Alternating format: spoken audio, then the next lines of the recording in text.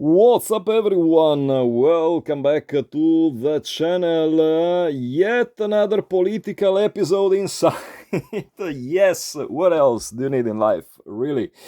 I swear, guys, this is not intentional at all. I had no plans whatsoever to cover the history of some of the most controversial and, in my opinion, not exactly bright individuals involved in the metal scene at all, but I sold all my collection of records from three bands, namely Destroyer 666, Angel Corpse, and H-Urn. And incidentally, they're all I'm trying to find the best words to define these people on a personal level. Not exactly people I have a lot of respect for a number of reasons. I would be tempted to call this like the triple trash treat in terms of personal qualities, but gotta give these bands some credit. All of them, Destroy 666, Angel Course, and in the next video I will talk about Acheron in detail. They released some of the best metal music in the mid to late 90s, so props to them for that. Well, Angel Corpse, where to start from? Now, you probably know the guy behind this band. Let's focus on the music first, and then we'll get on the political part of things. The guy was involved, the guy Pete Helmkamp was the mastermind behind Angel Corpse, was first involved in the Order from Chaos band, which in my opinion is absolutely the worst pile of rubbish, or at least some of the worst piles of rubbish I've ever heard. It really, I don't know, I don't understand how people can listen to Order from Chaos and tell it's good music. And mind you, guess which one label has a total fetish for that band to the point of re-releasing their whole discography in a 12 LP box set some 15 years ago. Guess which one label, which again I don't have much respect for. So yeah, Order from Chaos, just to give you short introduction to them in case you aren't familiar, was this kind of black slash thrash slash death metal thing, very poorly recorded, very poor songwriting. Somehow they achieved cult status over the years, never quite got why, because their records were not selling, nobody wanted them in the early 90s, and just like that. But Angel Course is a totally different, are on a totally different league, luckily enough.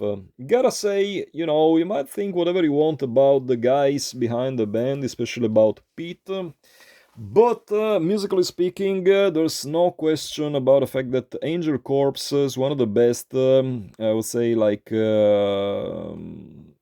second wave death metal. If you know, the first wave of death metal includes bands like Obituary, D-Side, Suffocation, etc., etc. I would say like Angel Corpse is the second wave of death metal, and they came out in a time when death metal was not selling at all. And as I said, whatever you might think of the guy's person, you gotta give these bands some credit for keeping death metal on the map. Thinking about a band like Angel Corpse, but not just them, Crisium, which are absolutely nice individuals as opposed to Angel Corpse, and Hate Eternal, absolutely brilliant bands which kept death metal alive in a moment when the interest in the genre was kind of sinking. Bear in mind we're talking about the mid 90s when the scene was ruled by black metal. It was this, especially this, symphonic emperor like BS, which was very popular. Then, of course, Dissection introduced the brand new way of playing incredibly wimpy music, and that was the kind of stuff that was popular at the time. There was no much room left for death metal, and the more death metal, the people who were like me, who were more into death metal than black metal, were kind of left with empty hands whenever we entered the stores. But at some point, Angel Corpse arrived and they released this masterpiece of an album called Hammer of Gods, year of release 1995 on Osmos Productions. This was from the time when Osmos was actually capable of releasing vinyl. This comes in a noble-looking gatefold pressing, printed on glossy cardboard. 1000 copies only.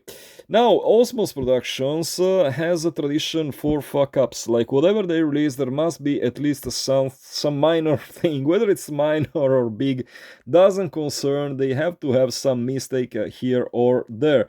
In the case of this album, is the fact that the song Lord of the Funeral Pyre is mentioned as both the closing song of side A, as well as the opening song of side B, which is of course a mistake because it only appears on side A. Whatever, like Osmos, when you combine the fact that the guy behind Osmos didn't really speak the best English, his English was even worse than mine, which says a lot, and the fact that a lot of the records, not this one incidentally, but a lot of the records were pressed at GZ, you can put the two factors together and get the answer. Remember, especially the first Rotting Christ LP they released, the legendary seminal Die Mighty Contract LP, was plagued by all sorts of fuck-ups and flaws. But whatever the point, Hammer of Gods, solid 10 out of 10 album, including absolutely killer songs, like again Lord of the Funeral Pyre, my favorite one, Envenomed, another killer song.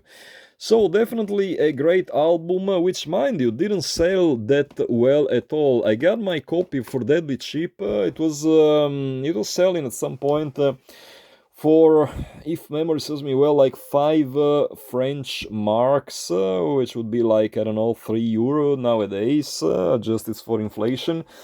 And the band just wasn't selling because, as I said before, time was kind of rough for the genre. Luckily enough, 2 years later, they struck back in full force with the Exterminate, which is, in my opinion, Angelcorpse finest moment. This is a solid 10 out of 10 album, 10 plus out of 10 album actually.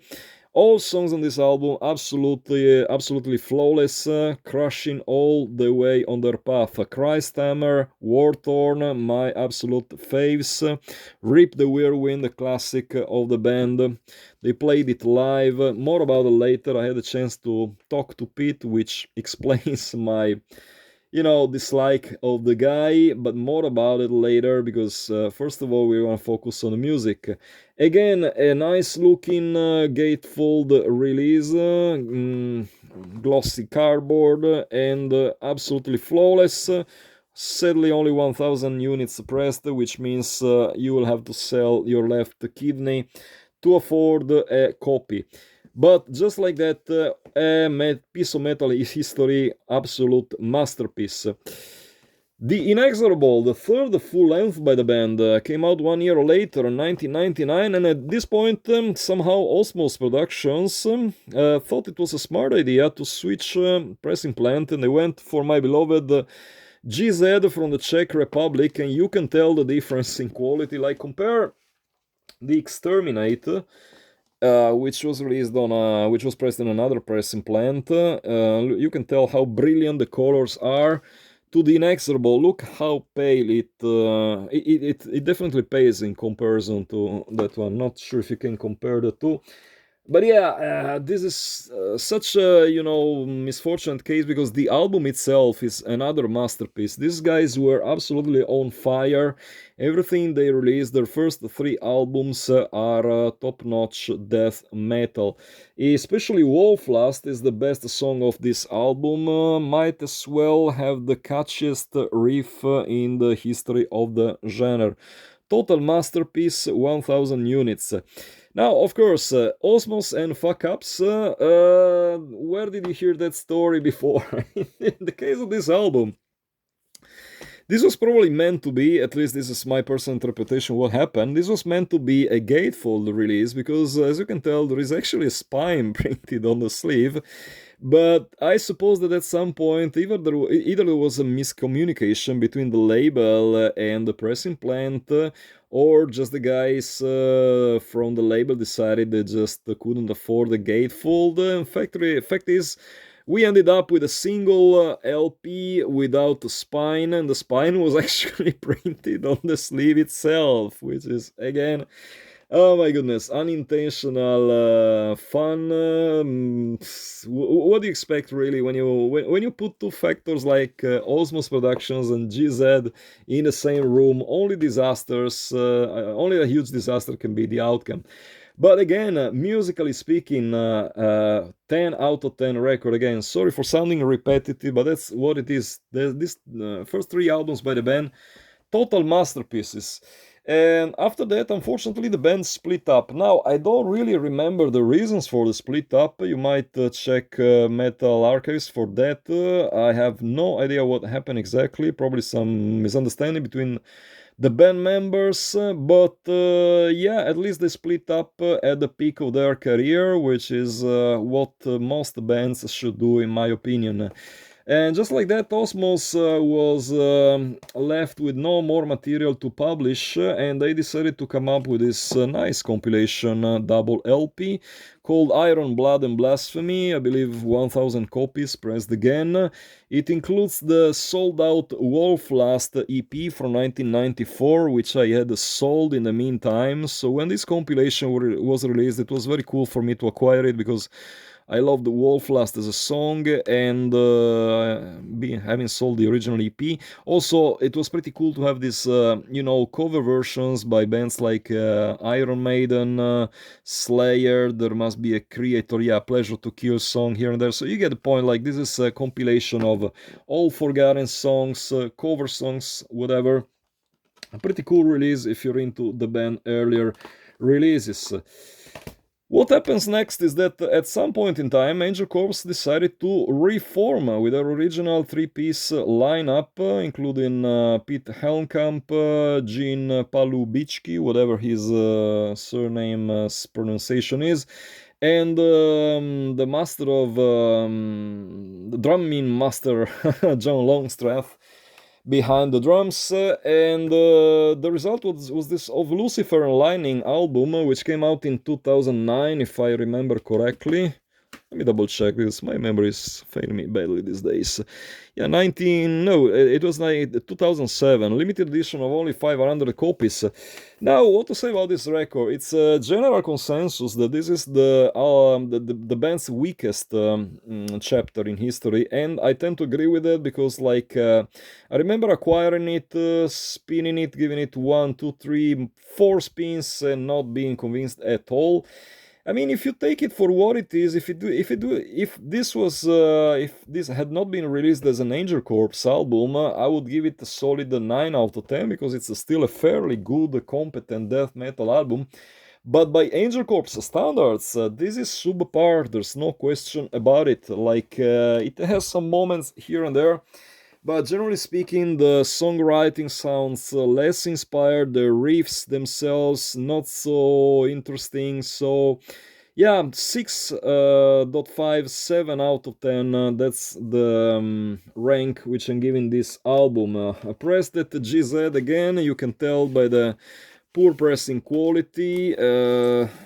You can tell by the fact that, there is dust. I literally just cleaned this LP and it has dust again. What do you expect when you press your LPs at GZ? There's a huge poster included, but does it make the music sound better? Not at all.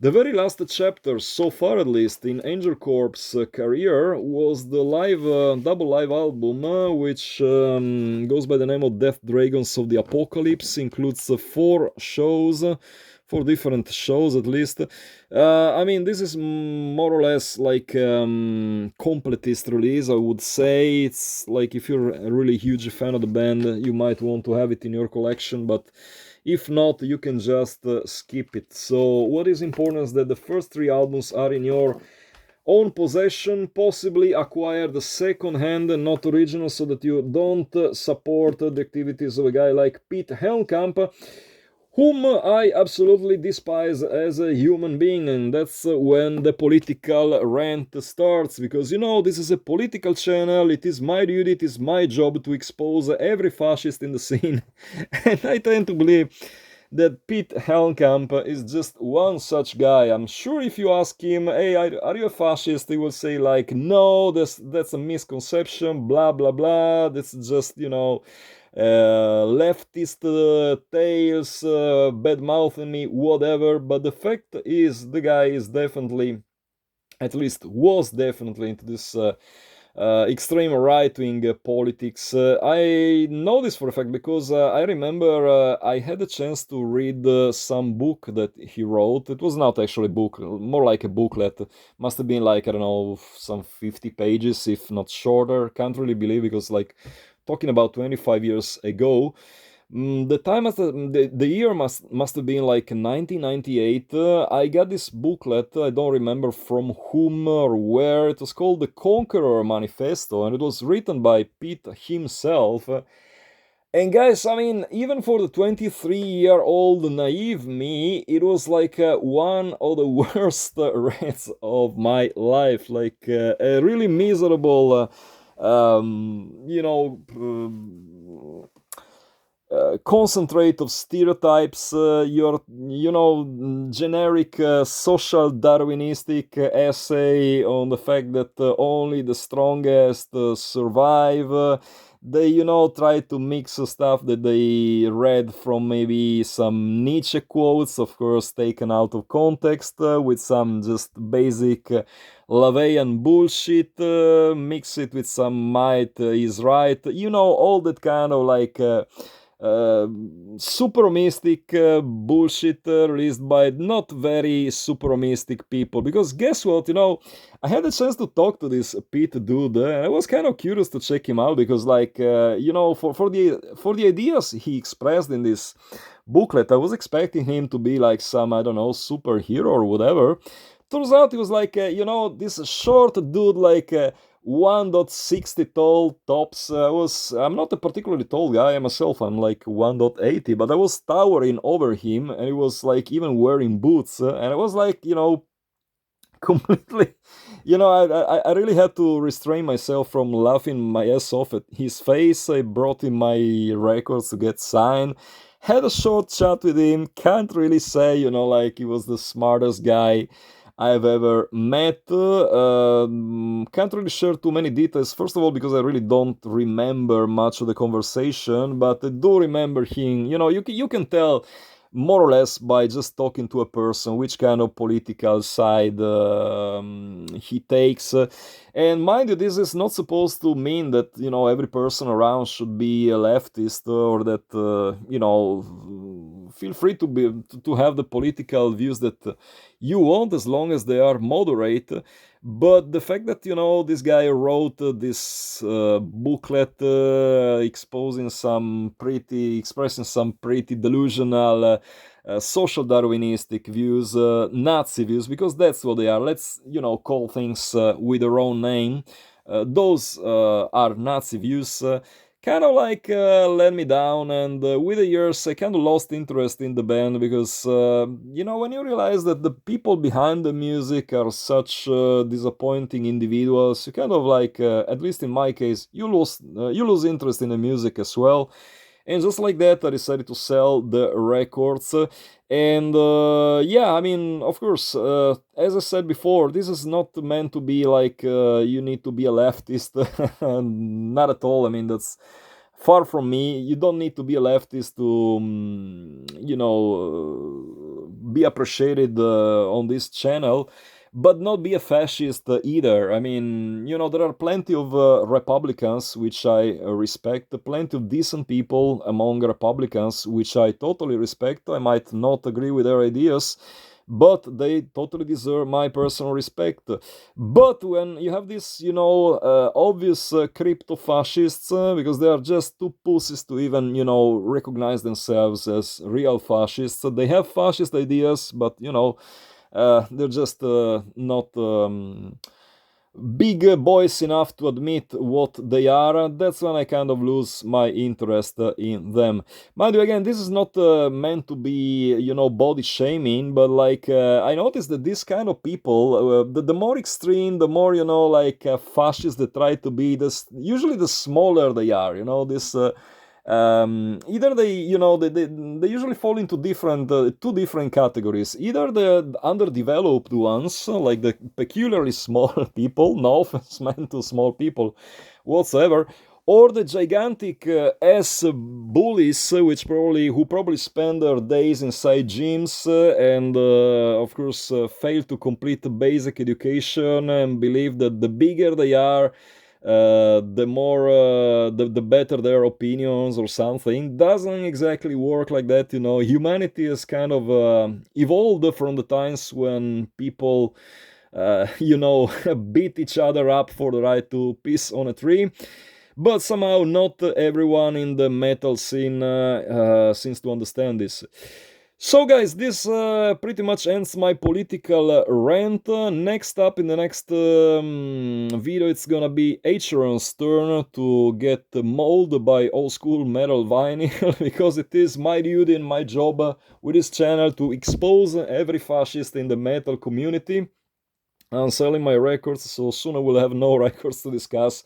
But I will indeed keep talking about these issues because they're important. And Acheron, the guy behind Acheron, is a definite fascist in my opinion. There is some obvious evidence for that, but more about it in the next episode.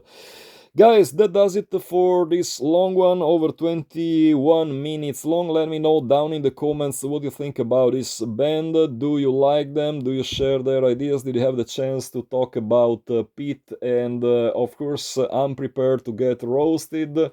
Hell knows how many more viewers I will have to ban, just like it happened with the Destroyer 666 video, but I don't care, nobody's gonna stop me in my mission, and till the next time, just like that, keep it loud and heavy as always.